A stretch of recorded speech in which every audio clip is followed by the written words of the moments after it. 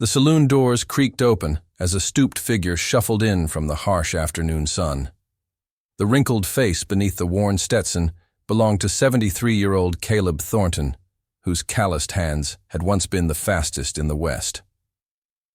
The group of young bandits in the corner smirked at the old-timer, seeing only gray hair and a slight tremor in his right hand. They had no idea they were mocking the legendary Ghost of Laramie, a man who'd gunned down 27 outlaws in his prime and never lost a draw.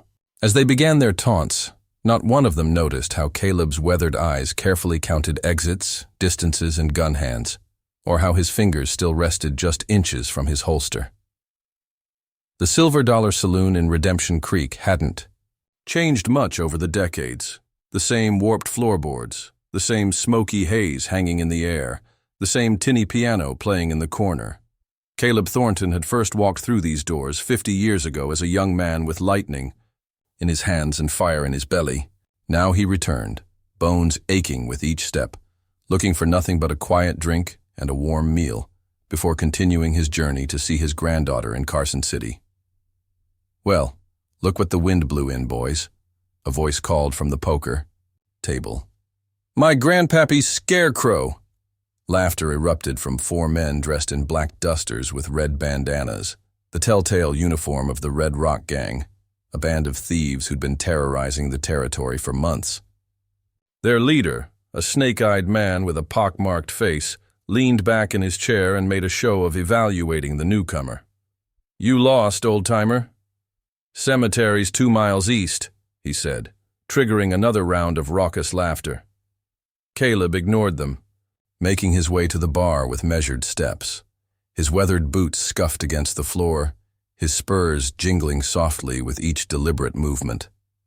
The barkeep, a nervous young man who couldn't have been more than 20, glanced anxiously between Caleb and the bandits.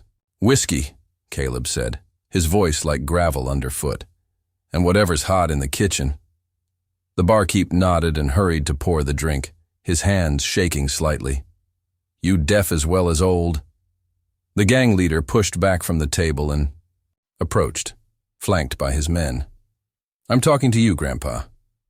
Caleb took a slow sip of his whiskey, savoring the burn as it traveled down his throat. Without turning, he spoke just loudly enough to be heard. "Enjoying your drink is one of life's simple pleasures. Be ashamed to waste it on foolish talk." The leader's face darkened. "Name's Vince Blackwell. Maybe you've heard of me?" Folks around. "These parts show proper respect when I address them."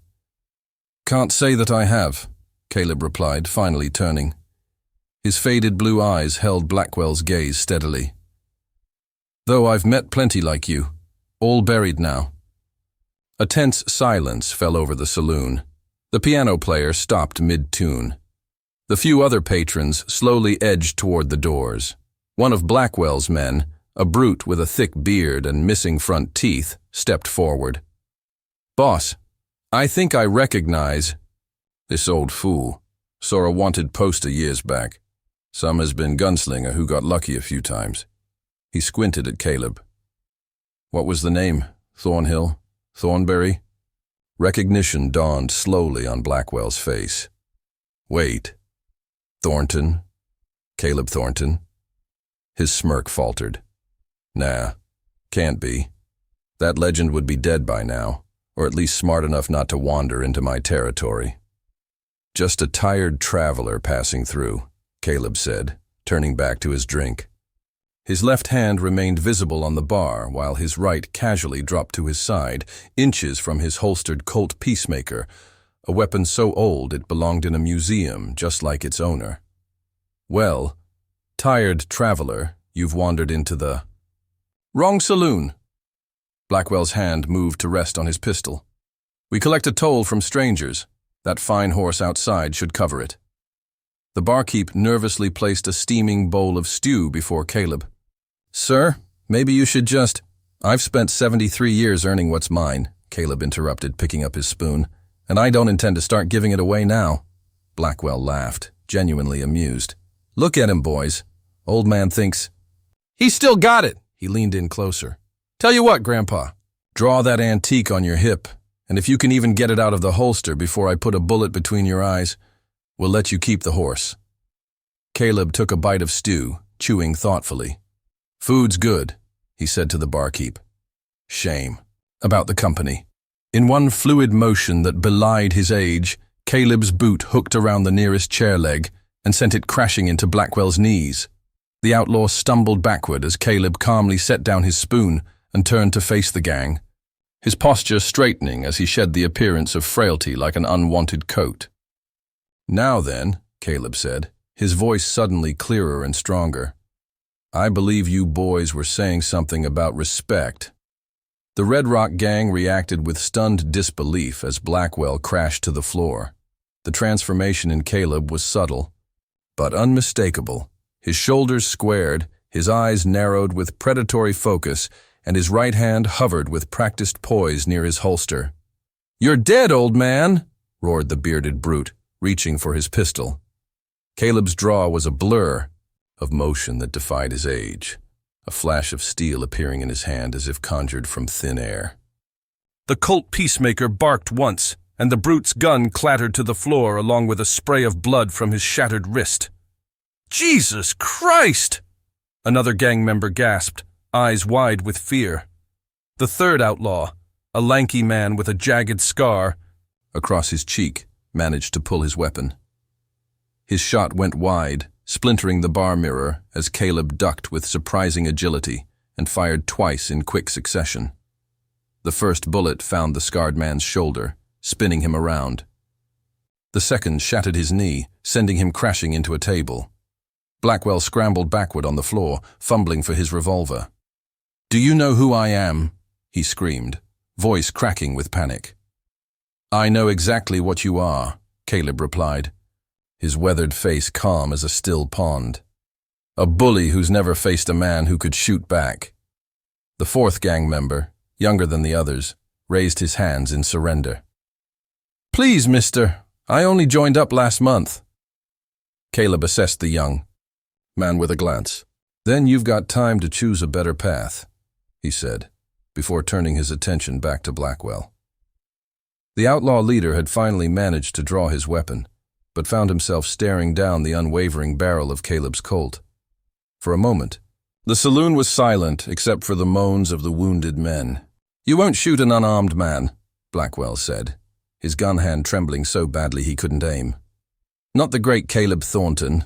The stories say you had a code." Caleb's eyes revealed nothing. "The stories are true, but they also say I never let a snake live to bite again." Before Blackwell could respond, the saloon doors burst open. A tall figure silhouetted against the afternoon sun stepped inside, a man wearing a silver star on his chest. "What in tarnation is going on here?" the sheriff demanded, taking in the scene with wide eyes. "Sheriff Bradley." Caleb nodded in greeting. "Been a while." The lawman's jaw dropped. "Thornton. Caleb Thornton. I thought you were—" He trailed off, looking at the fallen outlaws.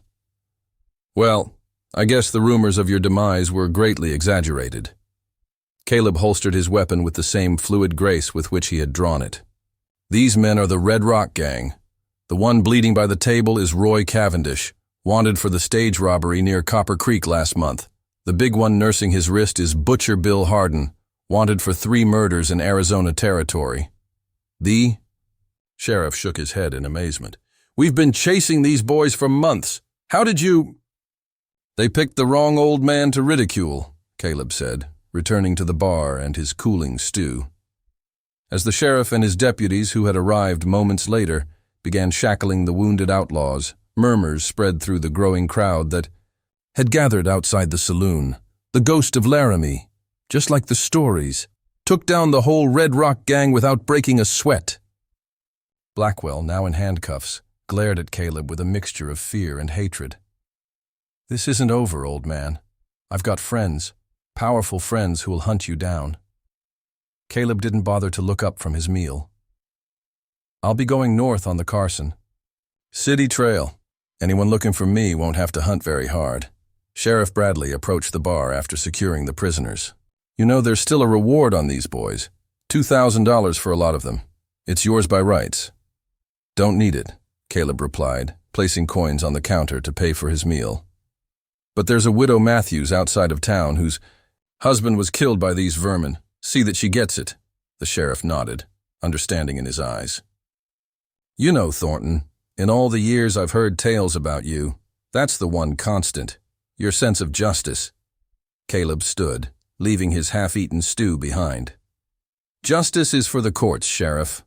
I just make sure the wicked find their way. There. As he made his way to the door, the barkeep called out, Sir, you didn't finish your meal? Caleb turned, a hint of a smile touching his lips. Lost my appetite watching these boys lose their courage. He tipped his hat to the young man. But I thank you for the service. Outside, the townsfolk had gathered, staring at the legendary gunslinger with a mixture of awe and trepidation. Among them stood a young boy, no more than 10 years old, clutching a worn dime novel titled The Ghost of Laramie, Fastest Gun in the West. Caleb paused, looking down at the wide-eyed child. That book get the story right? The boy asked, voice barely above a whisper. No book ever does, son, Caleb replied, kneeling despite his protesting joints. They forget to mention the cost of being fast with a gun. Were you scared there? The boy asked. Caleb considered the question carefully. A man who's never afraid is a fool, he said finally. But there comes a time when doing what's right matters more than being afraid. He stood and walked to his horse, a sturdy palomino that had seen almost as many miles as its rider. As he mounted with practiced ease, defying the limitations of his age once more, Sheriff Bradley approached. Where will you go after Carson City? The lawman asked. Caleb adjusted his hat against the setting sun. Wherever the wind takes me, or until these old bones finally give out. The legend rides again, Bradley said with a respectful nod. Caleb shook his head. Legends belong in books, Sheriff. I'm just a man trying to make it to dinner with my family. With that, he nudged his horse forward, leaving Redemption Creek and its whispers behind him. But as he rode out of town, he couldn't help but notice 3 riders watching from the distant ridge, men who wore the same red bandanas as the gang he'd just dispatched. Caleb sighed, knowing his journey to Carson City had just become more complicated. The Carson City Trail wound through the rugged landscape like a dusty ribbon, following the contours of rocky hills and sparse pine forests. Caleb rode at an unhurried pace, his weathered face turned toward the setting sun. Decades of frontier life had taught him patience, a virtue few gunslingers lived long enough to develop. He made camp as twilight descended, selecting a defensible position beneath a rocky overhang with clear sightlines in all directions. His movements were economical and practiced as he tended to his horse, built a small fire, and prepared a simple meal of jerky, beans, and coffee. As the stars emerged in the darkening sky, Caleb sat with his back against the warm stone, his peacemaker resting across his lap. He allowed his mind to drift to memories of his younger days. The legendary shootouts, the bounties collected, the notorious outlaws brought to justice. But more than those, he thought of Sarah, his wife of 40 years, gone now for 3. Their granddaughter, Emily, was all the family he had left. A distant sound jolted him from his reverie, the faint clink of metal against metal, perhaps a mile away. Caleb didn't move, but his senses sharpened. Another sound followed, a horse's, soft nickering quickly hushed by its rider. Still hunting at 73, Caleb muttered to himself, slowly extinguishing his fire. Thought you'd be in a rocking chair by now, old man. With practiced stealth, he gathered his bedroll and saddlebags, leading his horse deeper into the shadows of the overhang. Then he settled in to wait, his body perfectly still, breathing shallow and controlled. It wasn't long before 3 riders appeared as dark silhouettes against the moonlit landscape. They approached cautiously, rifles at the ready. The fires. Still warm, one of them said, dismounting. He can't be far. Spread out, ordered another, clearly the leader. Jake! Check those rocks. Miguel, the trees beyond. I'll search the trail ahead. Caleb watched as the men separated. The closest one, Jake, moved toward the overhang, rifle held at hip level. When he was less than 20 feet away, Caleb spoke. "You boys looking for someone?" Jake whirled toward the voice, but froze when he felt the cold press of steel against the back of his neck.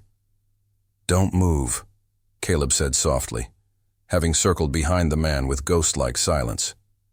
"Drop the rifle." The weapon clattered to the ground. "Call. Your friends," Caleb ordered. "Tell them you found something." Jake hesitated, then called out, "Hey, over here!" The other two men converged on Jake's position, unaware of the trap until they were both in the clearing. Caleb stepped out from behind Jake, pushing him forward with the barrel of his Colt. "Evening, gentlemen," Caleb said, his voice carrying in the still night air. "Bit late for a social call." The leader, a scar-faced man with a drooping mustache, narrowed his eyes. "You're the old-timer who shot up our boys in Redemption Creek. And you're wearing the same red bandanas," Caleb replied. "Makes identification simple." Miguel, a younger man with nervous eyes, raised his rifle slightly. "3 against 1, old man. Even if you are Caleb Thornton." Caleb's weathered face remained impassive. "I count differently. 1 man who knows what he's doing against 3 who don't." The leader spat on the ground. "I'm Frank Barrow. Those men you put in jail were my brothers. Blood kin." "Then you raised them poorly," Caleb said. "They chose the wrong path." Barrow's face flushed with anger. "We're taking you back to Redemption Creek. Got some friends waiting to help bust Vince and the others out. Figured having the legendary Caleb Thornton as leverage would make things go smoother. I'm afraid I can't accommodate your plans," Caleb said. "I've got a dinner engagement with my granddaughter." Miguel's patience snapped. "Enough talk!" He raised his rifle, but Caleb was already moving. The old gunslinger's first shot struck Miguel's shoulder, spinning him around. His second bullet found Jake's thigh as the man lunged for his fallen rifle. Barrow managed to fire once, the bullet grazing Caleb's arm before the peacemaker roared a third time. Barrow staggered backward, clutching his chest. "How?" he gasped, dropping to his knees. "You're just an old man." Caleb approached slowly, keeping his gun trained on the wounded. "Outlaws." "Age doesn't make a man slower," he said quietly. "It makes him wiser about when to move." As Barrow collapsed, Caleb methodically disarmed all 3 men and bound their wounds with strips torn from his spare shirt. None would die from their injuries, but neither would they follow him anytime soon. "The sheriff will be along this trail in 2 days, Caleb told them, as he secured them to a large pine tree. "He's escorting the prison wagon with your friends. I'm sure he'll be happy to make room for 3 more. Miguel, the youngest, looked up at Caleb with a mixture of pain and bewilderment. "Why not just kill us? That's what the stories say you used to do." Caleb paused, studying the young man's face. "Stories exaggerate. I've killed when necessary, but never by choice." He finished tying the last knot and stepped back. "Besides, death is quick. Prison gives a man time to consider his mistakes." Before mounting his horse, Caleb left the wounded men with water and jerky, enough to sustain them until the sheriff arrived. As he rode away into the night, Jake called after him. "This ain't over, Thornton. There's more of us than you think." Caleb didn't look back. "There always are," he murmured to himself. By dawn, he had covered another 10 miles, pushing on despite the throbbing in his wounded arm. Age had taught him another lesson. Injuries hurt more and healed slower with each passing year. But the pain was a familiar companion, one he'd learned to endure without complaint. As the sun climbed higher, Caleb spotted a stagecoach in the distance, moving in the same direction he was headed. He urged his horse forward, catching up to the lumbering vehicle within an hour. The driver eyed him warily as he approached. "Morning, stranger," he called down. "Heading to Carson City?" "That I am," Caleb replied. "Mind if I ride alongside for a spell? These hills can be treacherous for lone travelers." The driver squinted at him, then nodded. Suit yourself, though you look like you can handle trouble well enough. A woman's face appeared at the stagecoach window, elegant, with graying hair and intelligent eyes. Sir, she called to Caleb. You're bleeding. Caleb glanced down at his arm, where blood had seeped through his makeshift bandage. It's nothing, ma'am, just a scratch. Nonsense, she replied firmly. When we stop at the next station, I'll have a look at it. I was a nurse during the war. Despite himself, Caleb smiled. Much obliged, ma'am. As they continued along the trail, Caleb kept watch on the surrounding landscape, alert for any sign of further trouble. The stagecoach represented both protection and vulnerability, safety in numbers, but also responsibilities he hadn't planned on. Whatever awaited him in Carson City would have to wait. For now, his path had become entangled with these travelers, and Caleb Thornton had never been one to leave innocents unprotected. In the distance, dark clouds gathered over the mountains, promising a storm by nightfall. Caleb pulled his hat lower over his eyes, the wound in his arm a constant reminder that his journey was far from over.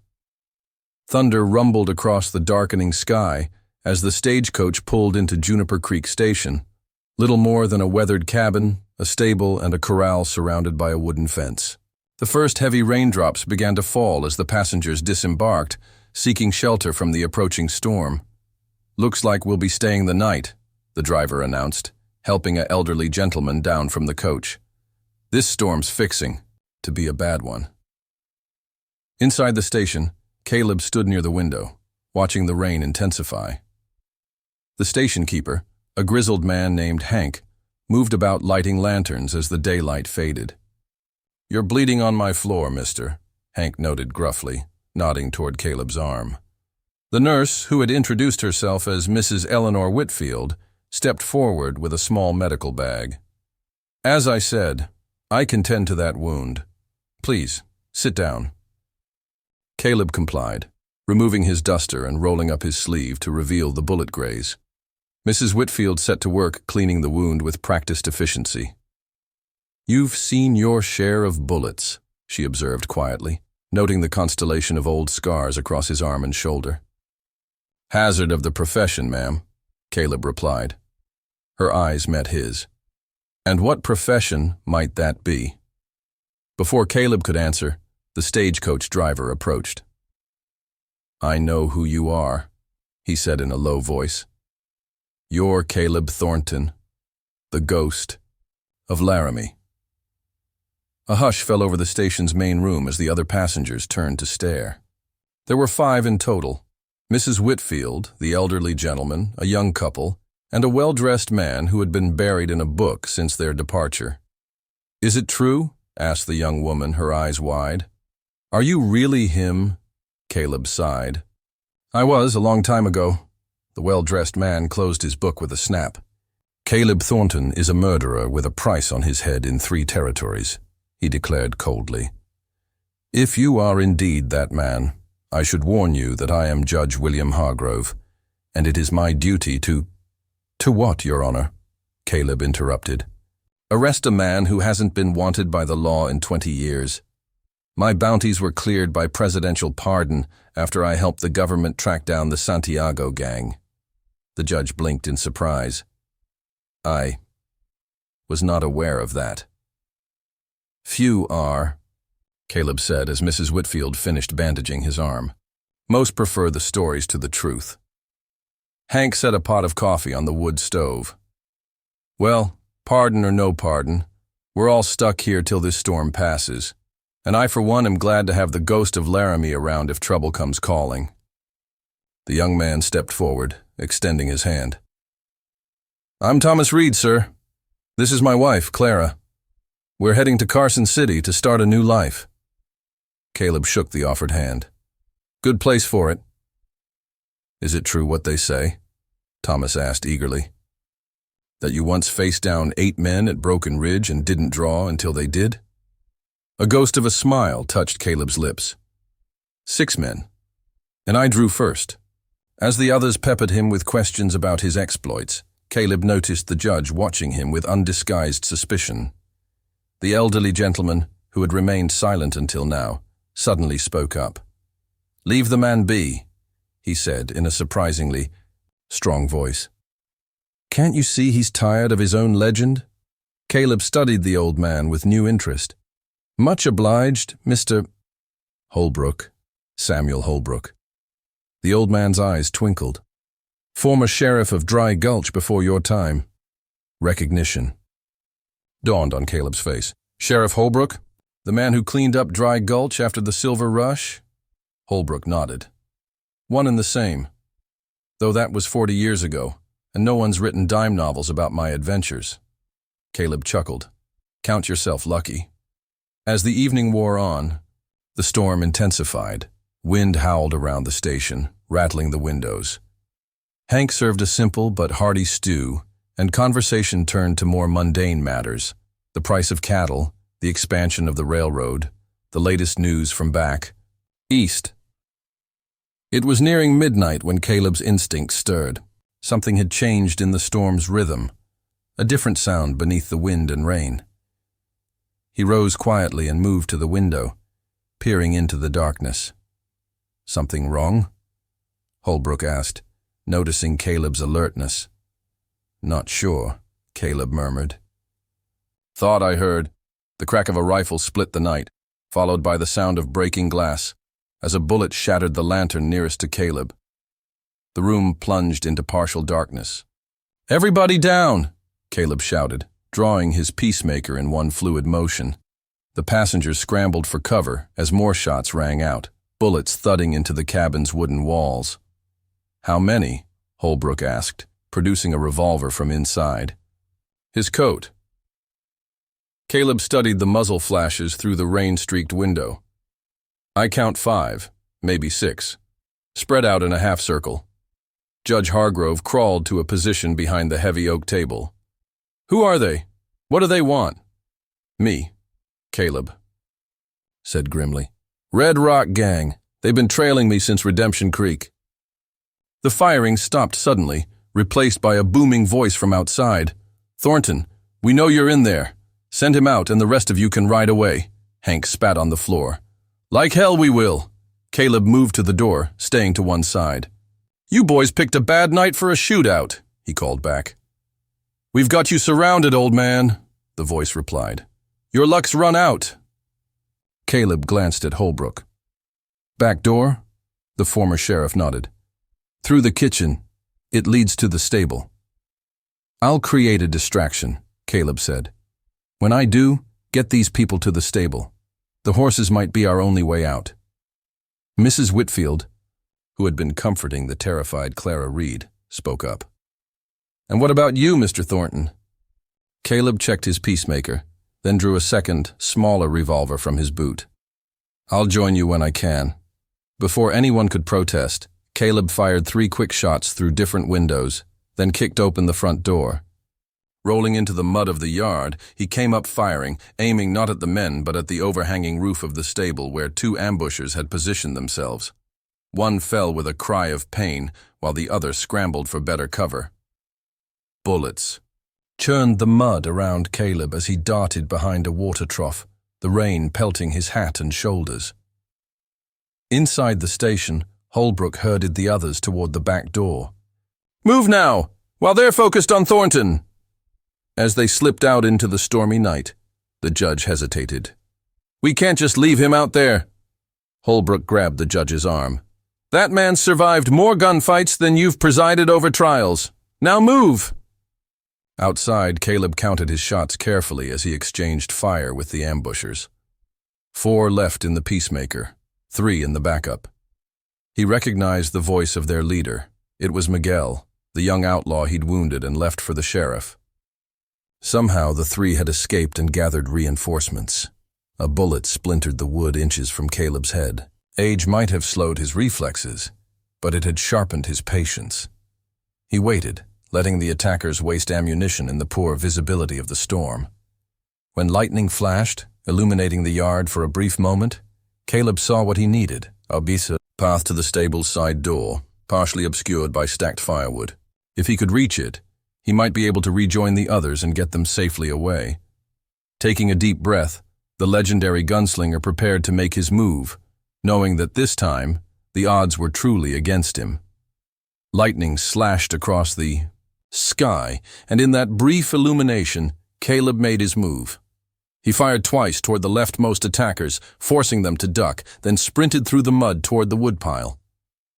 His joints protested with each pounding step, but decades of discipline kept him moving forward despite the pain. Bullets kicked up mud around him as he slid behind the stacked firewood, his breath coming in controlled bursts.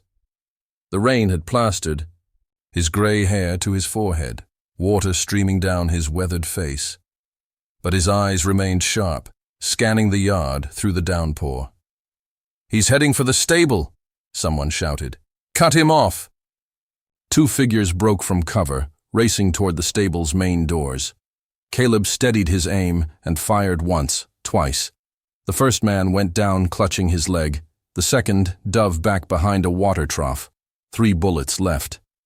Caleb eased toward the side door, his boots sliding in the mud. Behind him, he could hear movement in the stable, the passengers preparing the horses. He needed to buy them more time. Inside the stable, Samuel Holbrook was helping Judge Hargrove mount one of the stagecoach horses. The Reeds were already astride. Their mount, the young woman clinging fearfully to her husband. "We can't leave without Mr. Thornton," Mrs. Whitfield insisted, holding the reins of an extra horse. Holbrook checked the load in his revolver. "We won't. But we need to be ready to ride the moment he—" The side door burst open, and everyone reached for weapons until they recognized Caleb's stooped figure. Rain dripped from his hat and coat as he quickly assessed the situation. "Everyone mounted?" he asked, moving toward Mrs. Whitfield and the spare horse. "What's the plan?" Holbrook asked.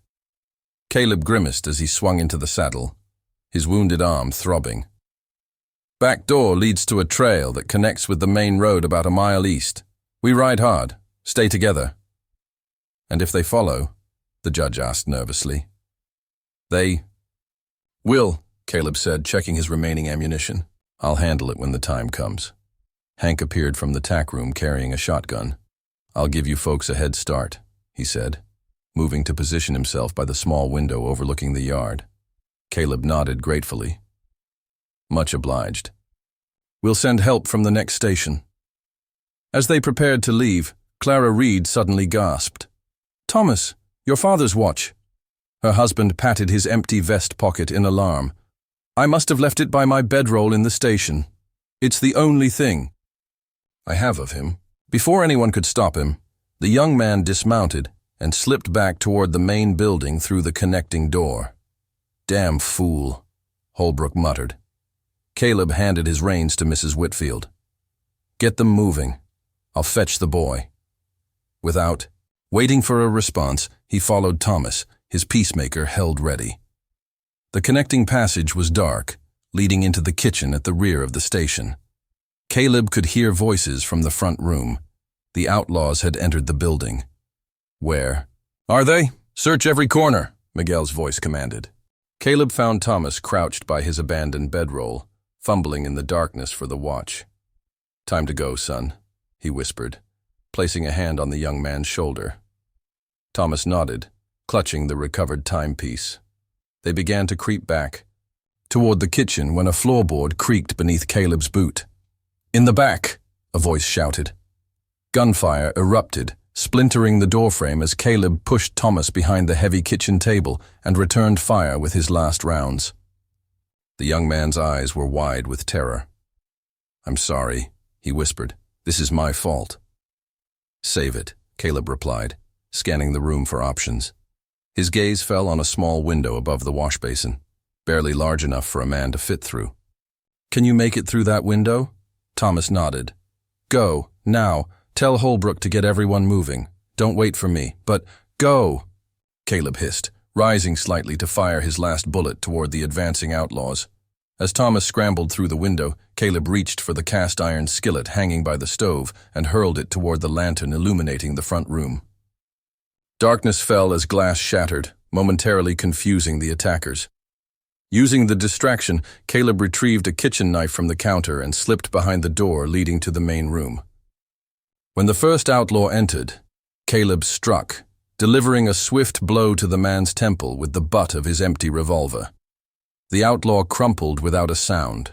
Caleb quickly relieved him of his weapon, a newer model Colt with a full cylinder. Better odds now. From outside came the sound of galloping hooves. The others were away. At least the passengers would be safe. "Thornton," Miguel's voice called from the main room. "It's down to you and me now, old man. Face me like you faced." "My friends?" Caleb remained silent, listening to Miguel's movements. The young outlaw was alone in the main room, his companions either disabled or pursuing the fleeing stagecoach passengers. "I know you're in there," Miguel continued, his voice betraying his nervousness. "The famous ghost of Laramie hiding in a kitchen. What would your admirers think?" Caleb took a slow, deep breath.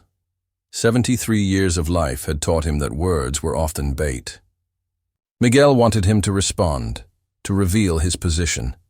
Instead, Caleb silently moved to the connecting door's hinges, studying their placement in the dim light filtering through the kitchen window. With careful precision, he used the knife to remove the pins from the hinges. "You know what they'll write about you?" Miguel taunted, his footsteps moving closer. "How the great Caleb Thornton died cowering in a station kitchen during a thunderstorm. Not exactly the legend you built, is it?" As Miguel's shadow appeared in the doorway, Caleb gave the door a mighty shove. Freed from its hinges, it toppled, forward onto the surprised outlaw. Miguel went down with a startled cry as Caleb vaulted over the fallen door, bringing the borrowed Colt to bear. "Legends are just stories, son," Caleb said, standing over the pinned outlaw. "Reality is much more." "Mundane," Miguel struggled, his own gun trapped beneath him. His face, illuminated by a flash of lightning through the window, showed a mixture of fear and defiance. "Go ahead then. Kill me. Make it one more notch on your gun." Caleb studied the young man. "You had a chance to choose a different path when we met on the trail. Why didn't you take it? And do what?" Miguel spat.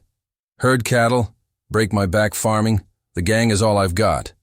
"Had," Caleb corrected. "It's what you had." He gestured toward the front of the station with his gun. "Your friends aren't coming back. Some are wounded. Some likely fled when they saw the odds turning. That's how it always ends." Outside, the storm was beginning to pass, the thunder more distant now. In the relative quiet, the sound of approaching horses caught Caleb's attention. He tensed, ready for a new threat, until a familiar voice called out, "Thornton, are you still breathing in there?" Samuel Holbrook entered cautiously, his revolver leading the way. Behind him came Hank and, surprisingly, Judge Hargrove. "Thought you'd be halfway to the next station by now," Caleb said, maintaining his vigilance over Miguel. Holbrook holstered his weapon. "The women and Reed are safely on their way with the driver, but it didn't seem right, leaving you behind." He glanced at the judge. His honor here insisted on coming back. Judge Hargrove cleared his throat awkwardly. "I may have misjudged you, Mr. Thornton. A man should be measured by his actions, not his reputation."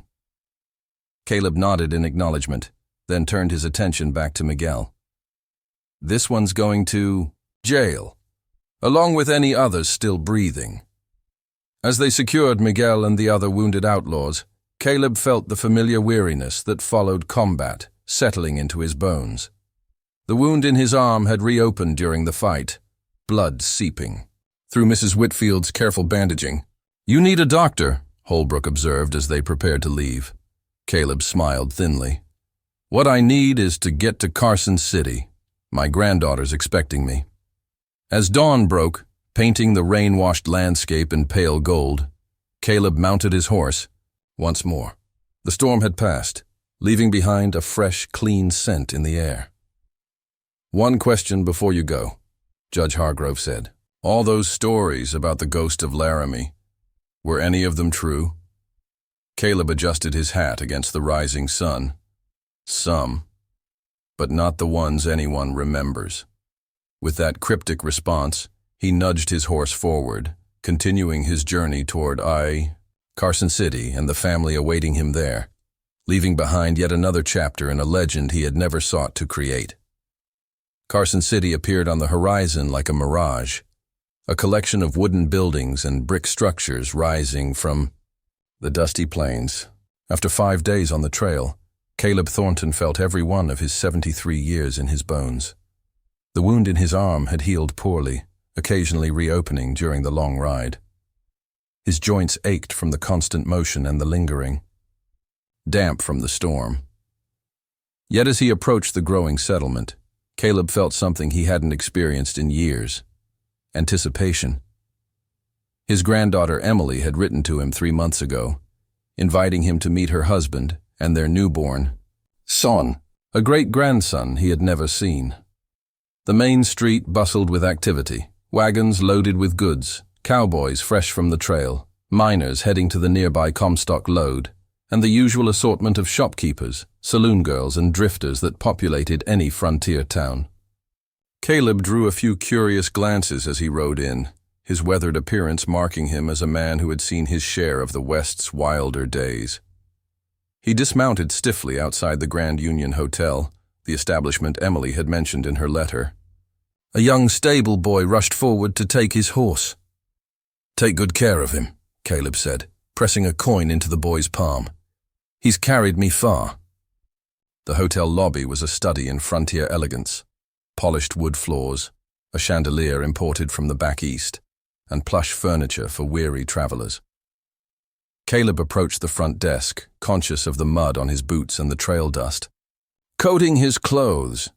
"May I help you, sir?" the clerk asked, eyeing Caleb with poorly concealed distaste.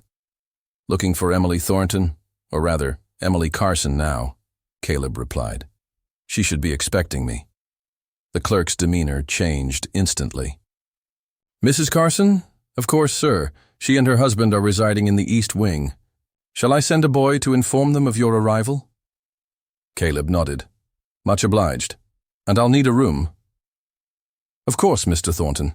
We have one reserved in your name."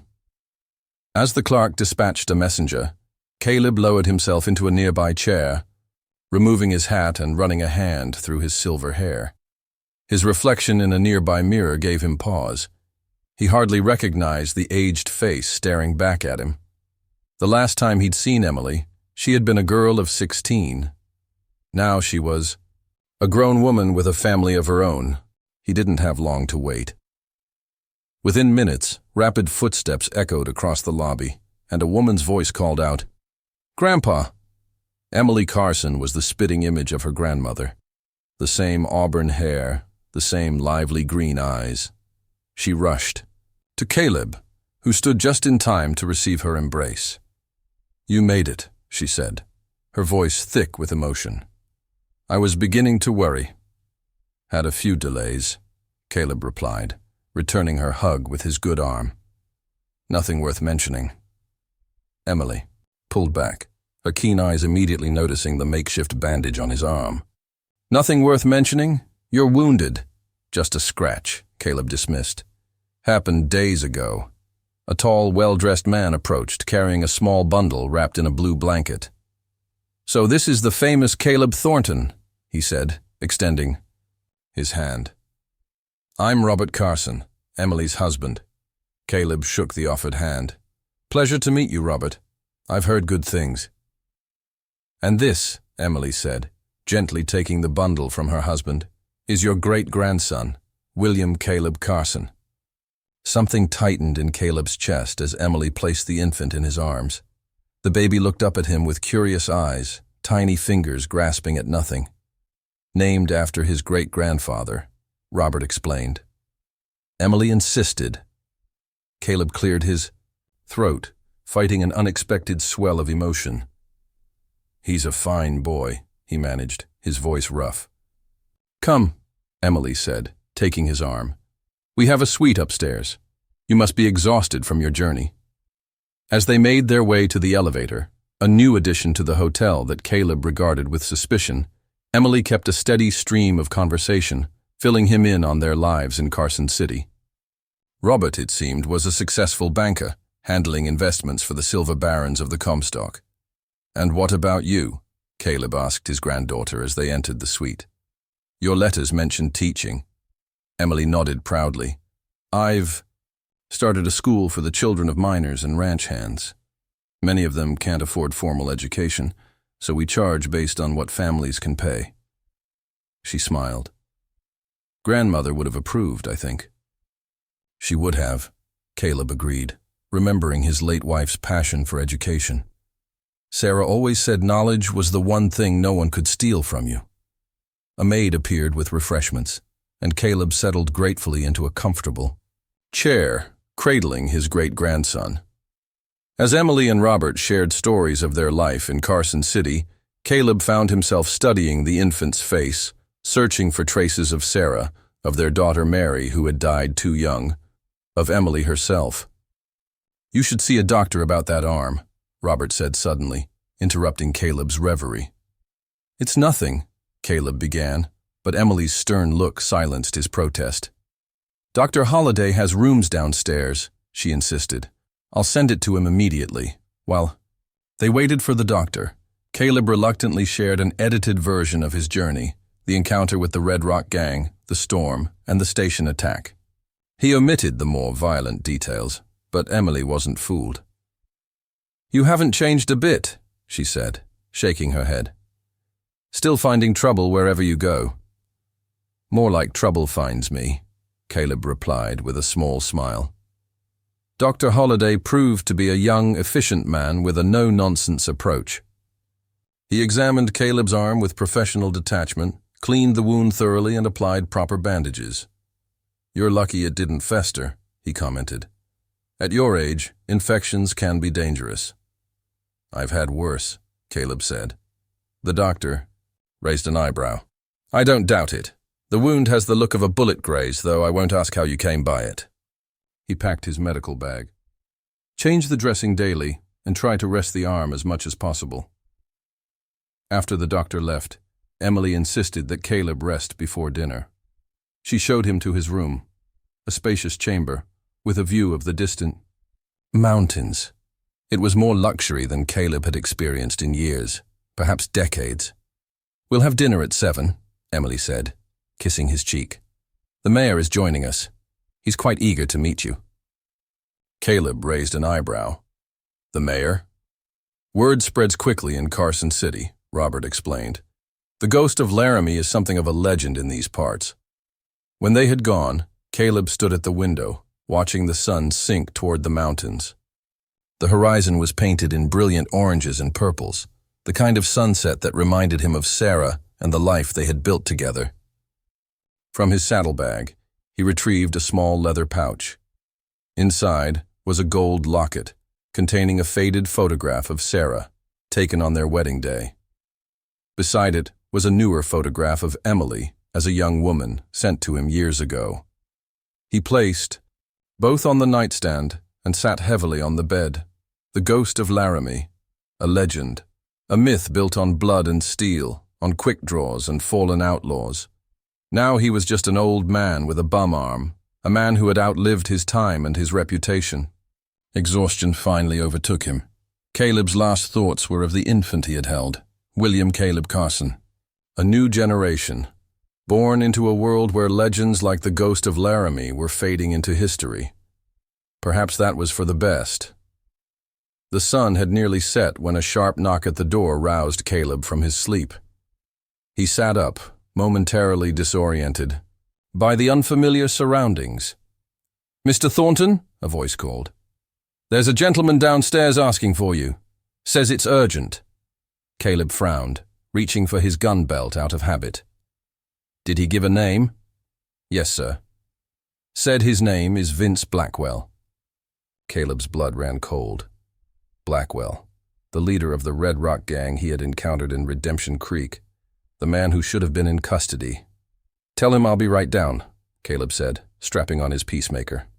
The ghost of Laramie might be a fading legend, but it seemed his past wasn't quite done with him yet. Caleb descended the grand staircase of the hotel with measured steps, his hand never straying far from his holstered peacemaker. The lobby bustled with evening activity, well-dressed patrons heading to dinner, travelers checking in, employees moving with practiced efficiency. None of them are aware of the tension coiling within the elderly man making his way down the stairs. He spotted Blackwell immediately. The outlaw stood near the entrance, flanked by two men Caleb didn't recognize. All three wore respectable attire, their outlaw appearance scrubbed away, but Caleb noted the telltale bulges beneath their jackets. Armed, all of them. Blackwell's eyes locked with Caleb's across the lobby. A thin smile spread across the outlaw's face as he recognized the old gunslinger. "Mr. Thornton," the clerk called nervously. "These gentlemen insisted on speaking with you. I explained you were resting, but—" "It's all right," Caleb said, his voice calm despite the alarm bells ringing.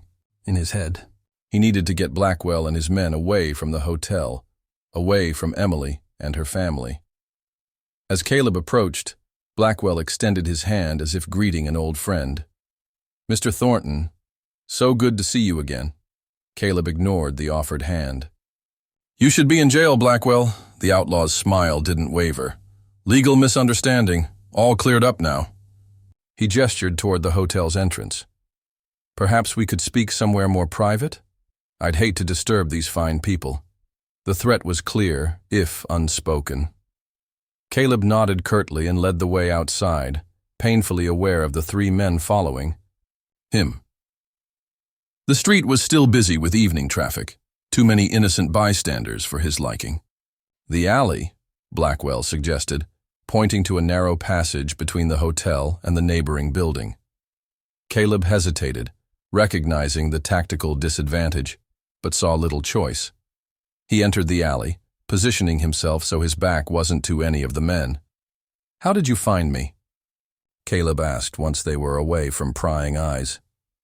Blackwell leaned against the wall, affecting a casual posture. "Wasn't hard. The famous ghost of Laramie visiting Carson City? People talk." "What do you want?"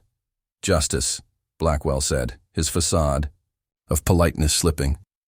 "You humiliated me in front of my men, got me thrown in jail, cost me my reputation." Caleb's eyes narrowed. "You escaped?" "Friends in high places," Blackwell replied with a shrug. "The point is, I can't let what happened stand. Bad for business." "So you've come to kill me," Caleb stated flatly. Blackwell laughed. "Kill you? And make you a martyr?" "No, old man. I've got something better in mind." He gestured to one of his companions, who produced a folded paper from his jacket. "What's this?" Caleb asked, not reaching for it. "An invitation," Blackwell said. "Tomorrow night, midnight, the old silver refinery at the edge of town." He smiled coldly. "A fair fight, just you and me, witnessed by my men and whoever you want to bring." Caleb studied the outlaw's face. "And if I refuse?" Blackwell's expression hardened. "Then things get messy. I hear your granddaughter has a beautiful family. Be a shame if anything happened to them." A dangerous stillness settled over Caleb. When he spoke, his voice was soft, but carried a lethal edge that made even Blackwell's men shift uncomfortably. "Threatening my family is the last mistake you'll ever make." For a moment, Blackwell's confident mask slipped, revealing the fear beneath. But he recovered quickly. "Just be there, old man. Prove all those stories about you aren't just tall tales." He tossed the paper at Caleb's feet. "Midnight tomorrow. Don't be late." As the three men turned to leave, Caleb called after them. "Blackwell." The outlaw paused.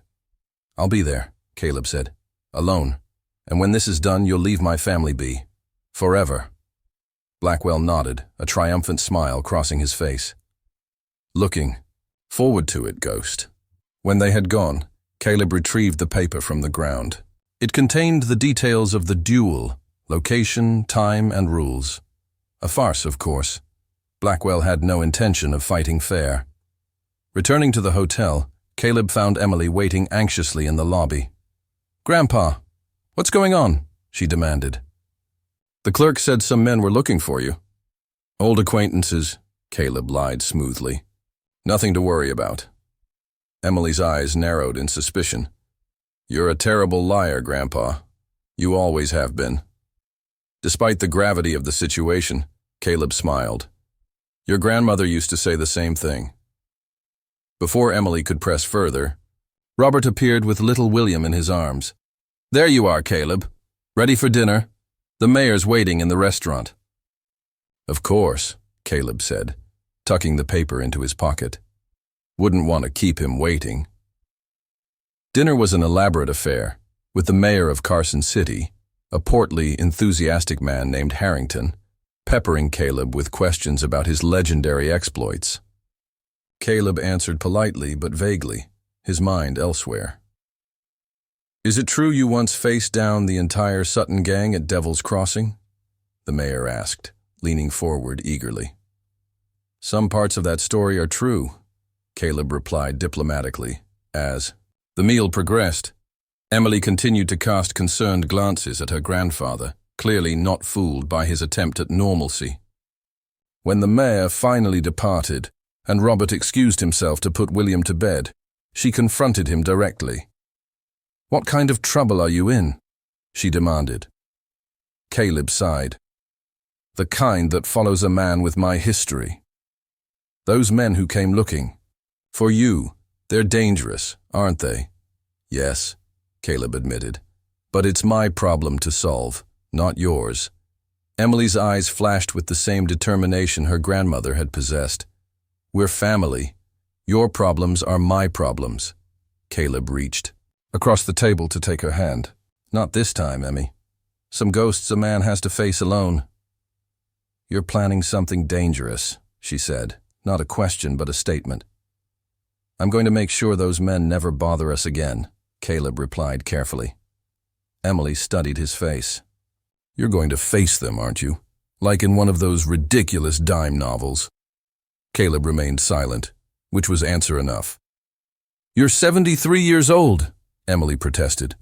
You can't keep living like you're still that young gunslinger. We can go to the sheriff, let him handle this. The law can't help, Caleb said. Some things have to be settled the old way. Tears welled in Emily's eyes. I've only just got you. Back. I can't lose you now. Caleb squeezed her hand. You won't lose me. I've been outdrawn, outshot, and outlasted every man who ever came for me. These won't be any different. But even as he spoke the reassuring words, Caleb knew this time was different. He wasn't the man he had been. Age had slowed his draw, dimmed his eyesight, stiffened his joints. And Blackwell knew it. Later that night, alone in his room, Caleb removed his peacemaker from its holster. The weapon was an extension of himself, and had been for over 50 years. He checked the action, spun the cylinder, tested the trigger. Pull. Everything worked as it should, but would it be enough? From his saddlebag, he retrieved a small wooden box. Inside, nestled in faded velvet, lay a second peacemaker, identical to the first, but newer, with less wear on its blued finish. A gift from an admirer years ago, never carried but kept in perfect condition. Caleb loaded it carefully, then tested its balance and feel. It would serve as backup. As midnight approached, Caleb stood at the window, gazing out at the sleeping city. Carson City was the New West, civilized, orderly, progressing.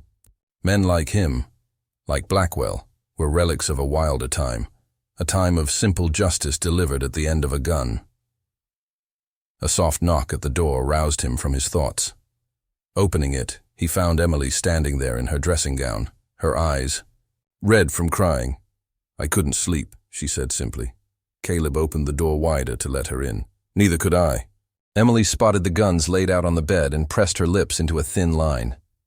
So you're really going through with this? I don't have a choice, Caleb said gently. There's always a choice, Emily countered. Grandmother would say the same. Caleb smiled sadly. Your grandmother knew me better than anyone. She knew there are some things a man can't walk away from. Emily approached him, laying a hand on his arm. At least tell me where and when. So if Her voice caught. If something happens, we'll know. Caleb hesitated, then nodded. The old silver refinery, midnight tomorrow. Let Robert come with you. Or I could ask the mayor to send deputies. No, Caleb interrupted firmly. I go alone. That's the agreement. Emily's shoulders slumped in defeat. Promise me one thing, then. Anything. Promise me you'll come back. Her voice was small, reminiscent of the little girl he had once bounced on his knee. Caleb wrapped his arms around her, holding her close. I promise, he whispered, hoping it wasn't a lie. When Emily had gone, Caleb returned to the window.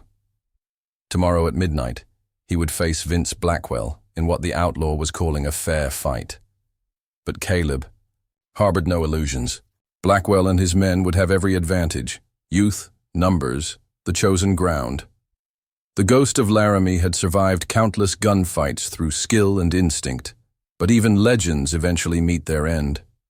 As the city slept beneath a blanket of stars, Caleb Thornton prepared himself for what might be his final showdown. Dawn broke over Carson City in a wash of pink and gold, finding Caleb Thornton already awake. He had slept little, his mind occupied with preparations for the night ahead. The wound in his arm throbbed dully, a constant reminder of his mortality. Spent the morning with Emily and her family, savoring each moment as if it might be his last. They toured Emily's school, a modest building where children from all walks of life gathered to learn.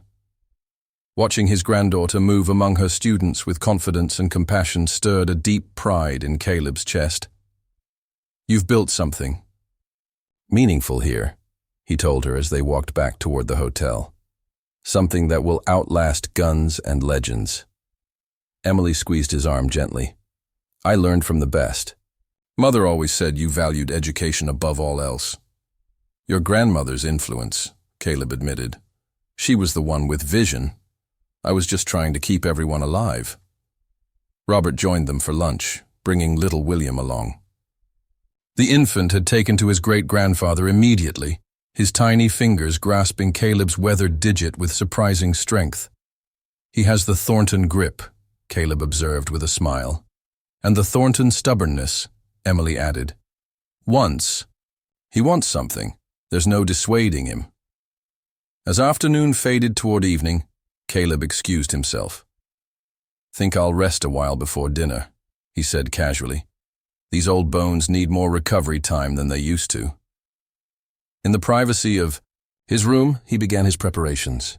He cleaned both peacemakers meticulously, checking each component. From his saddlebag, he retrieved a small flask of oil and a piece of chamois leather, working the action of each gun until it functioned flawlessly. Next came his clothing. Caleb selected his darkest shirt and trousers, harder to spot in the shadows. His worn boots were silent on the wooden floor, the leather softened by years of use. Finally, he strapped on his gun belt, adjusting it to sit just right on his hips. A knock at the door interrupted his preparations. Grandpa, are you decent? Come in, Emmy, he called, quickly covering the second peacemaker with his coat. Emily entered, carrying a small package wrapped in brown paper. I have something for you, she said, her voice betraying a hint of nervousness. Caleb unwrapped the package to reveal a leather shoulder holster, obviously new but crafted in the old style. Your grandfather's was worn beyond repair, Emily explained. I had this made when we got your letter saying you were coming. Caleb ran his fingers over the fine workmanship. It's perfect, he said quietly. I thought maybe... Emily hesitated. I thought maybe you'd retired that old gun, that you wouldn't need to wear it anymore. Caleb met her gaze. Some habits die hard. The truth hung between them, unspoken but understood.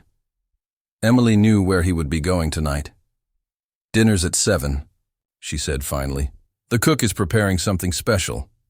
When she had gone, Caleb fitted the shoulder holster beneath his coat, sliding the second peacemaker into it. The weight was familiar, comforting in its way. He checked his reflection in the mirror. Nothing visible to casual observation. Dinner. was a subdued affair despite Robert's attempts at cheerful conversation. William, sensing the tension, fussed in his mother's arms until Caleb offered to hold him. The infant quieted immediately in his great-grandfather's embrace. "He knows a kindred spirit," Robert observed.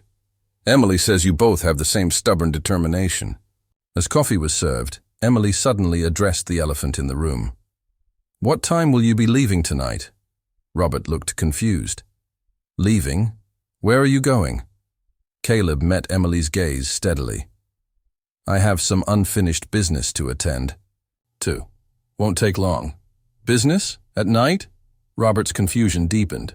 "The kind that's best handled after dark," Caleb confirmed, his tone ending further inquiry. As the grandfather clock in the lobby struck 11, Caleb quietly left his room. He moved through the dimly lit corridors with practiced stealth, avoiding the night clerk and the few guests still awake. Outside, the night air carried a hint of autumn crispness. Carson City had largely gone to sleep, with only the saloons and gambling halls still showing signs of life. Caleb walked purposefully toward the edge of town where the abandoned silver refinery stood silhouetted against the star-filled sky. The old complex was a maze of buildings, conveyor systems, and processing equipment. Caleb approached cautiously, scanning for movement, his hand never far from his holstered peacemaker. The meeting place was specified as the main smelting room, a cavernous space with multiple levels and walkways, perfect for an ambush. Caleb circled the property, identifying exits and vantage points. His experienced eye noted fresh footprints in the dust. Multiple men had arrived ahead of him. He smiled grimly. Blackwell hadn't come alone, despite the agreement. The ghost of Laramie hadn't survived this long by playing by other men's rules. The silver refinery loomed against the night sky, a skeleton of metal and timber. Moonlight filtered through the broken roof, casting strange shadows across the empty processing floor. Caleb moved silently through the complex, his footsteps muffled by decades of accumulated dust. His senses were heightened, every creak and groan of the abandoned structure registering in his consciousness. He reached the main smelting room 10 minutes before midnight. As expected, the space was a death trap. Catwalks above, machinery offering cover below, and multiple entrances. Caleb didn't enter immediately.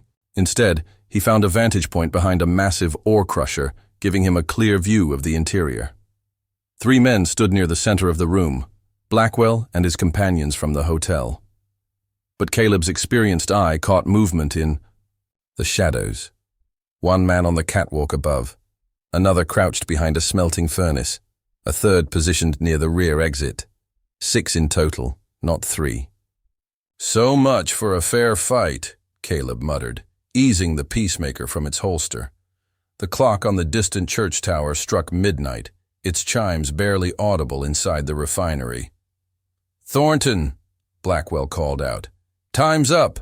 Show yourself." Caleb remained silent, watching as Blackwell's men grew increasingly nervous in the prolonged silence. "Check the perimeter," Blackwell ordered. "The old man's probably lost his nerve." As one of the men moved toward Caleb's position, the veteran gunslinger made his decision. He stepped out, and the peacemaker leveled at Blackwell's chest.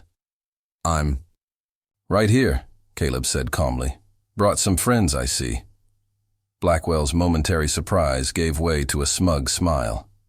"Just insurance. You've got quite the reputation." 6 against 1, Caleb observed. "Those aren't dueling odds." "At your age, I thought you'd appreciate the company," Blackwell sneered. "Besides, I'm the only one you need to worry about." He patted his holstered revolver. "The others are just here to witness." Caleb's eyes narrowed. "Let's stop pretending, Blackwell. We both know how this ends." "Indeed we do," Blackwell agreed, his hand hovering near his gun. "The legendary ghost of Laramie, finally put down. Think of the stories they'll tell about me." "They'll tell how you needed 5 men to help you face an old man," Caleb replied. Evenly. "Not much of a legend." Blackwell's face darkened with anger. "Enough talk. Let's settle this." He glanced at his companions. "No one interferes. "This is between me and the old man." Caleb noted the subtle nods exchanged between Blackwell's men. They had their orders. Let Blackwell start the fight, then cut down the old gunslinger from all sides. "When you're ready," Caleb said, holstering his weapon. The two men faced each other across the dusty floor, the ancient ritual of the Western duel playing out one final time. Blackwell's confidence was evident in his stance. He was younger, faster, and had backup.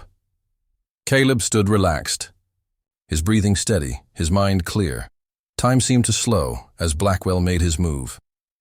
His hand flashed toward his gun with the speed of a striking rattler, but Caleb was already in motion, his draw so practiced it seemed almost casual.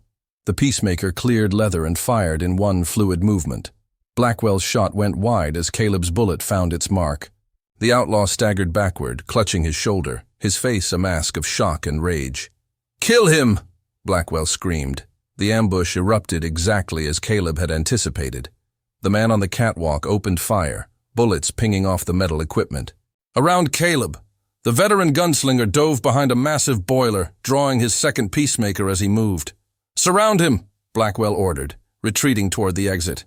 Caleb counted footsteps, 2 men approaching from the left, 1 from the right. The 4th was still on the catwalk. Blackwell and his last man were moving toward the door. Caleb waited until the footsteps were close, then rolled out from his cover. 2 quick shots dropped the men approaching from the left. A 3rd shot sent the man on the right diving for cover. The catwalk groaned as the gunman above repositioned. Caleb tracked the sound, waiting for the moment to strike. When the man leaned out to fire, Caleb's bullet found him. The outlaw toppled from the walkway, landing with a sickening thud on the factory floor. Silence fell over the refinery. Caleb reloaded methodically, his ears straining for any sound of movement. Blackwell and his remaining man had disappeared, likely fleeing through the rear exit. Cautiously, Caleb made his way toward the door. Blood trailed across the floor. Blackwell's wound was severe. The night air carried the sound of horses galloping away. As Caleb stepped outside, pain erupted in his side. He stumbled, taking cover behind a stack of rusted ore barrels. Blackwell's final man had stayed behind, hidden in the shadows. "Got you, old man," the outlaw called, confident in his voice. "Boss said to make sure you don't leave here alive." Caleb pressed his hand against the wound, feeling warm blood seep between his fingers. Not fatal, but bad enough. He listened as the man's footsteps crunched on the gravel, moving closer. "No legend lives forever," the outlaw taunted. "Tonight, the ghost of Laramie joins all the other tall tales." Caleb gauged the distance from the man's voice. 15 feet, maybe less. He checked his peacemakers. 3 shots left in one, 2 in the other. The night grew suddenly still, the only sound Caleb's own measured breathing. Drawing on decades of experience, Caleb made his decision. He was the ghost of Laramie, and ghosts didn't die easily. Caleb's breathing steadied as he assessed his situation. The wound in his side burned like fire, but his mind remained clear.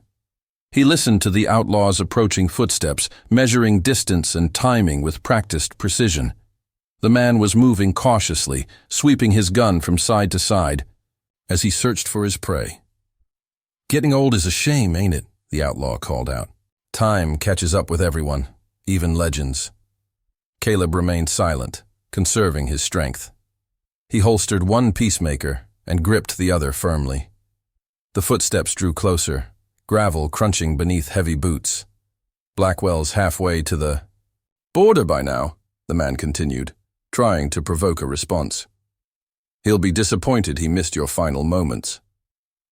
When the outlaw was just 3 paces away, Caleb made his move. In one fluid motion, he pivoted around the barrels, staying low. The outlaw's shot whistled over his head as Caleb fired upward. His bullet found its mark, and the man crumpled to the ground. Silence descended once more, broken only by the faint moaning of the wounded outlaw. Caleb retrieved the man's gun, tucking it into his belt. "Blackwell," Caleb said, looming over the fallen gunman. "Where's he headed?" "Go to hell." the man gasped. Caleb knelt beside him, grimacing at the pain in his side. "You'll be there before me if that wound isn't tended. Talk, and I'll get you to a doctor." Fear flickered in the outlaw's eyes. "South Trail, heading for the border crossing at Devil's Pass. Has a hideout. In the old mission." Caleb nodded. "The doctor's in town. Start walking." He tossed a bandana at the man. "Press that on the wound. You might make it." As the outlaw staggered toward Carson City, Caleb made his way to where the horses were tethered. The pain in his side was worsening, blood soaking his shirt. He tore a strip from his bandana, packing it against the wound before mounting his horse. The ride back to town was a blur of pain and determination. Caleb avoided the main streets, making his way to the rear of the Grand Union Hotel. Dawn was just beginning to lighten the eastern sky as he secured his horse and slipped in through the service entrance. In his room, he stripped off his bloodied shirt and examined the wound. The bullet had carved a deep furrow across his ribs, painful but not fatal. He cleaned it as best he could with whiskey from his flask, biting down on a leather belt to stifle his groans. Using needle and thread from his saddlebag, he stitched the wound with practiced efficiency, each pull of the thread sending fresh waves of pain through his body. Barely had he finished bandaging himself when a soft knock came at the door. Caleb quickly pulled on a clean shirt before answering. Emily stood in the hallway, her face pale with worry. "You're alive," she whispered, relief evident in her voice. "Told you I would be," Caleb replied, stepping aside to let her enter. Her sharp eyes immediately noticed his pained movements. "You're hurt." "It's nothing." Emily's expression hardened. "Don't lie to me, let me see." Reluctantly, Caleb lifted his shirt to show the bandaged wound. Emily gasped. "Nothing? This needs a doctor." "Already tended to it," Caleb said firmly. "I've had worse." Emily helped him to a chair, her hands gentle but her expression determined. "Is it over? Are those men gone?" Caleb hesitated. 5 won't be a problem anymore. Blackwell escaped. "Then it's not over," Emily concluded, fear creeping into her voice. "It will be," Caleb assured her. "Today," Emily's eyes widened. "You can't be serious. You're wounded, exhausted." "Which is exactly why I need to end this now," Caleb interrupted. "Blackwell's wounded too. He's running scared, heading for the border. This is my best chance." "You promised you'd come back," Emily reminded him, tears welling in her eyes. "You can't keep risking your life like this. You have a family now." Caleb took her hand. "That's precisely why I have to finish this. As long as Blackwell lives, he's a threat to you and that boy. I won't leave that hanging over your heads." Emily recognized the resolve in her grandfather's eyes, the same determination that had made him a legend. "At least rest first," she pleaded, "and let me help you prepare." Caleb nodded, acknowledging his need for both. "I'll leave at noon, not before." As Emily left to bring food and fresh bandages, Caleb moved to the window. The rising sun cast long shadows across Carson City, a new day dawning on a changing west.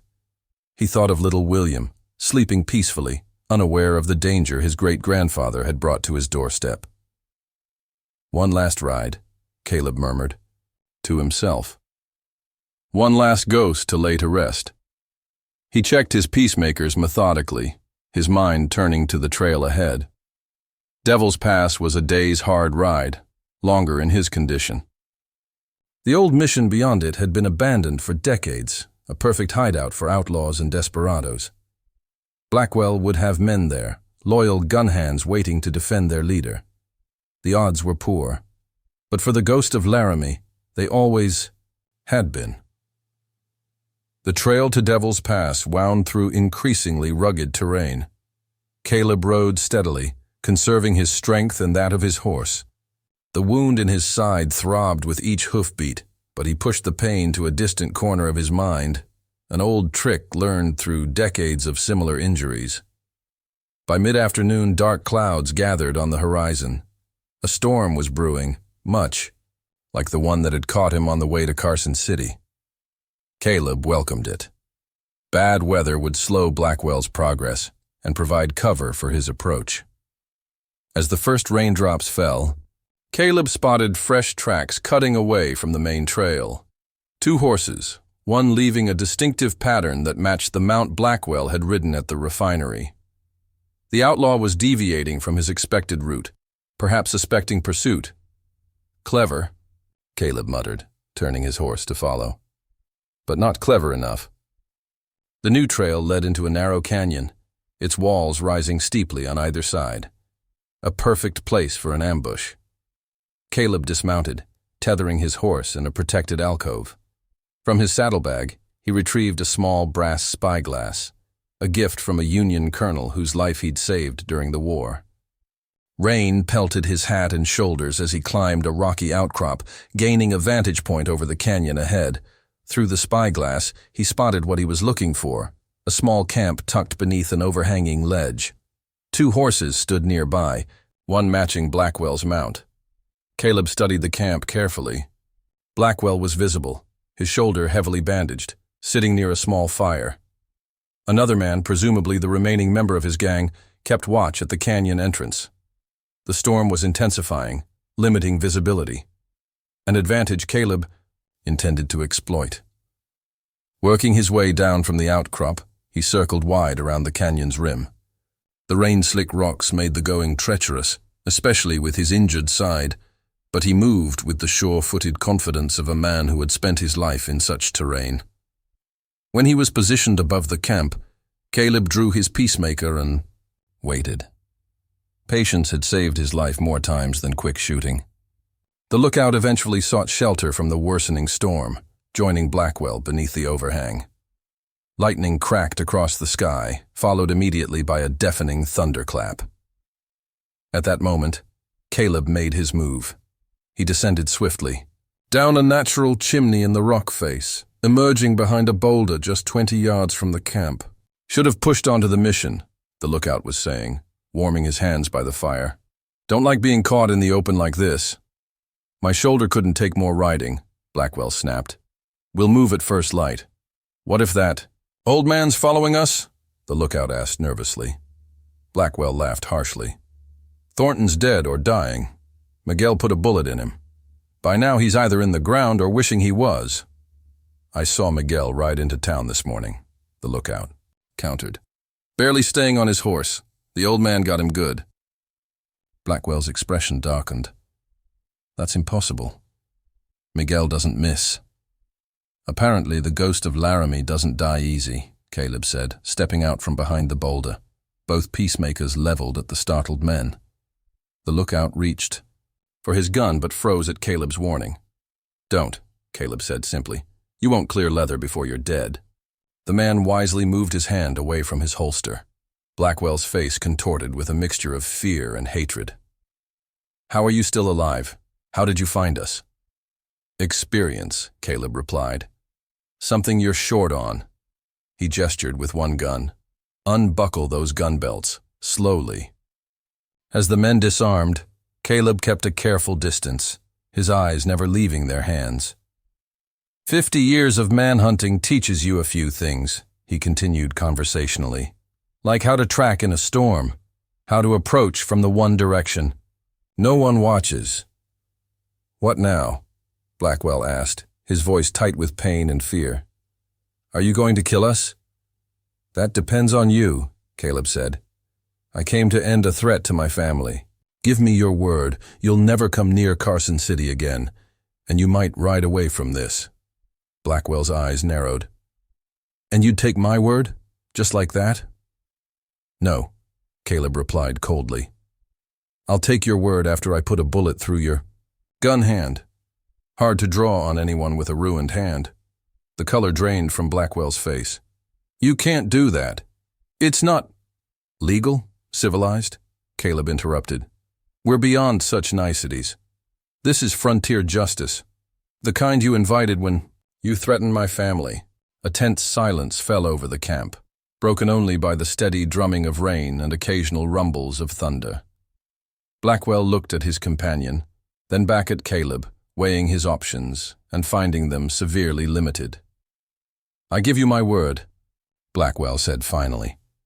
"I'll never set foot in Carson City again. Never come near you or yours." Caleb studied the outlaw's face, searching for deception. What he saw was a broken man. Blackwell's legend had crumbled upon meeting a true one. His wound was worse than Caleb had initially thought. Infection was setting in, evident in the man's feverish eyes and pallid complexion. "Your word," Caleb repeated, "and your guns, all of them." Blackwell nodded in surrender. "Take them, just let us go." Caleb collected their weapons, dropping them into his saddlebag. "There's a doctor in Sonora, 2 days south," he said. "That shoulder needs tending soon." Relief washed over Blackwell's face. "You're letting us live?" "I'm giving you a chance," Caleb corrected. "More than you gave those stagecoach passengers. More than you intended to give me." As Caleb prepared to leave, Blackwell called after him. "Why? Why not finish it?" Caleb paused in the rain, his silhouette outlined against the storm-darkened sky. "Because I'm not the man the legends claim," he said simply. "Never was." He rode away as the storm began to subside, leaving Blackwell and his companion to their fate.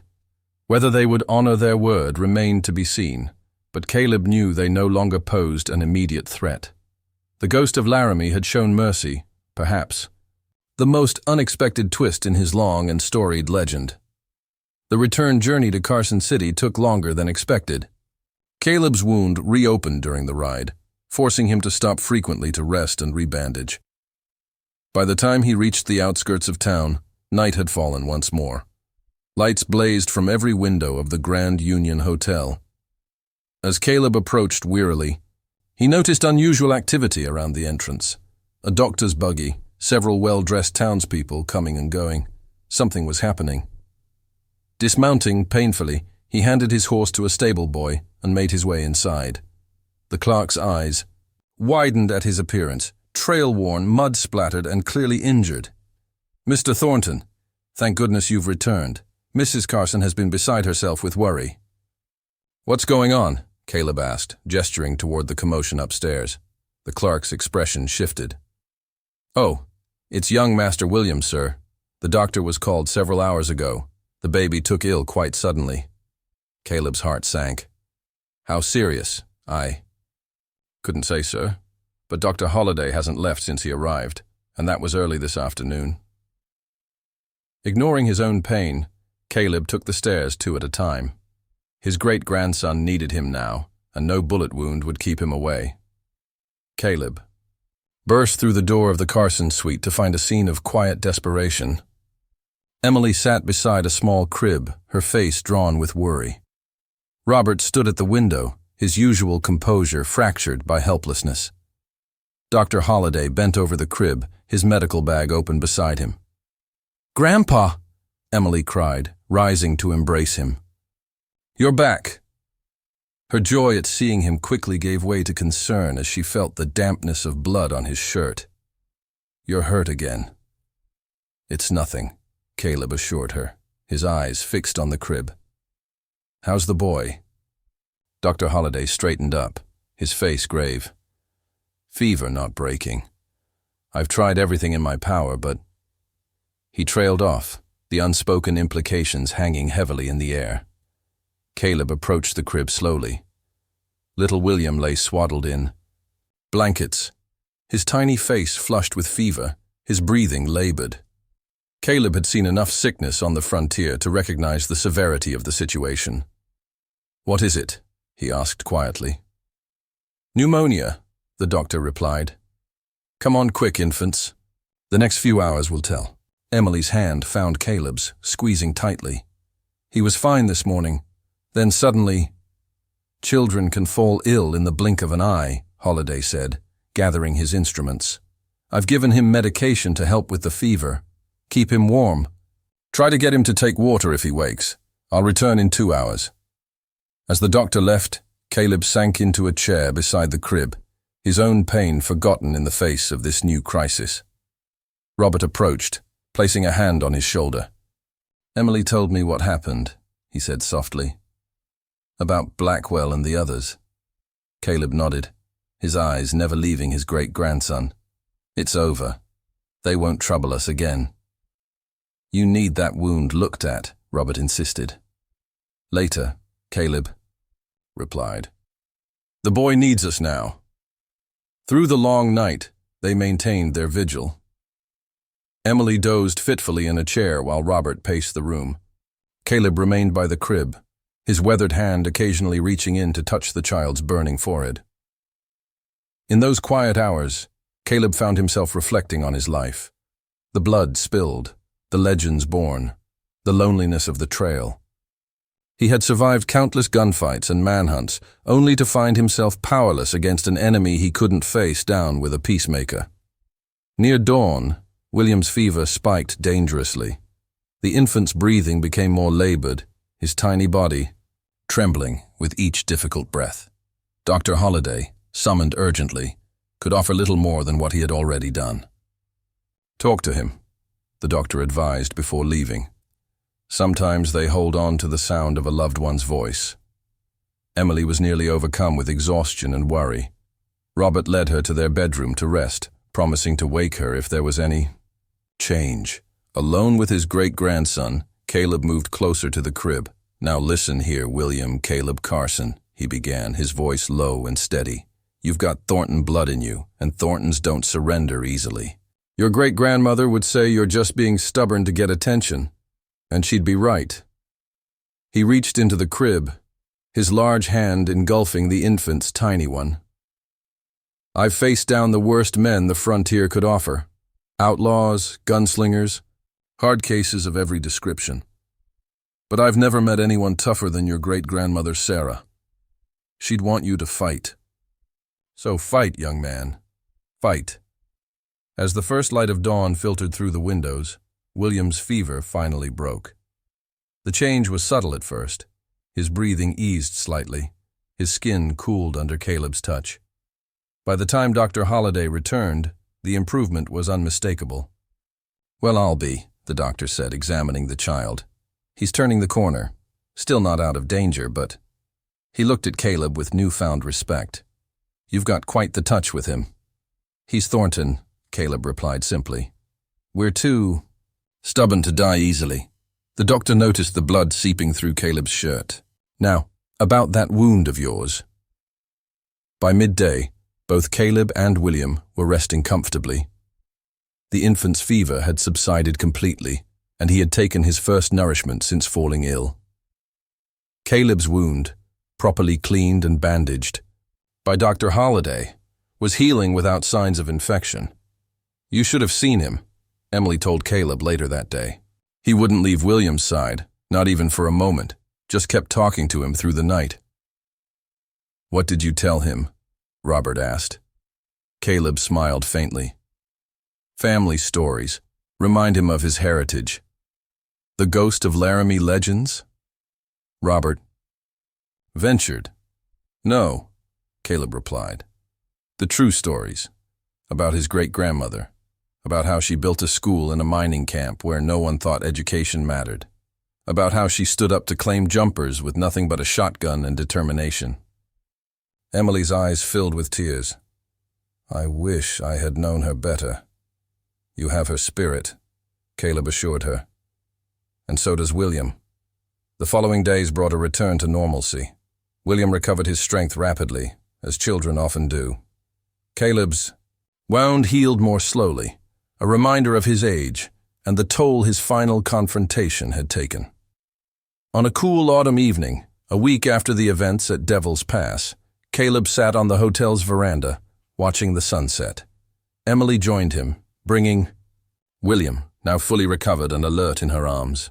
We've been talking, she said, settling beside him. Robert and I. Caleb raised an eyebrow. Should I be worried? Emily smiled. We want you to stay, not just for a visit, but permanently. We're building a house on the edge of town. There's plenty of room for you. Caleb looked out over Carson City, considering the offer. The town was growing, changing, embodying the new West that was replacing the frontier he had known. For decades, he had drifted from place to place, never putting down roots, always moving on before his reputation caught up with him. I don't know if I can, he said honestly. Never stayed anywhere long. You're 73, Grandpa, Emily said gently. Even ghosts need to rest eventually. William reached out, his tiny hand grasping Caleb's finger with surprising strength. The old gunfighter found himself smiling. Besides, Emily continued, William needs someone to tell him the real stories, not the dime novel versions.